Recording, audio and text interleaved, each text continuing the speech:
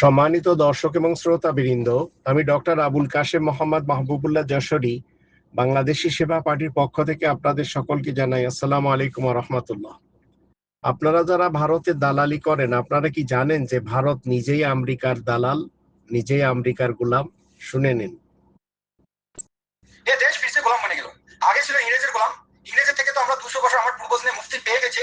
এখন 2014 পরে থেকে এ দেশ আমেরিকার গোলাম বনে গেছে। আমেরিকার বিদেশ মন্ত্রী এসে ইন্ডিয়া এসে আমাদেরকে পারমিশন দিতেছে, আমি ইন্ডিয়াকে পারমিশন দিই রুশ থেকে 30 দিনের জন্য অয়েল নিতে পারবে। আরে ভাই, ও পারমিশন দেওয়া কে? আগে তো এটা বলুন। এই যে 56 ইঞ্চি সাথী হলো আমাদের প্রধানমন্ত্রী, যেটা বলে ট্রাম্প ওটাই করতেছে। এরকম করে দেশ মোদি সেটাই করে যেটা নেতানিয়াহু এবং ট্রাম্প বলে। আর আমাদের দেশে মোদির যারা পা চাটে তারা সেটাই করে যেটা ভারতের গোয়েন্দা সংস্থা র বলে।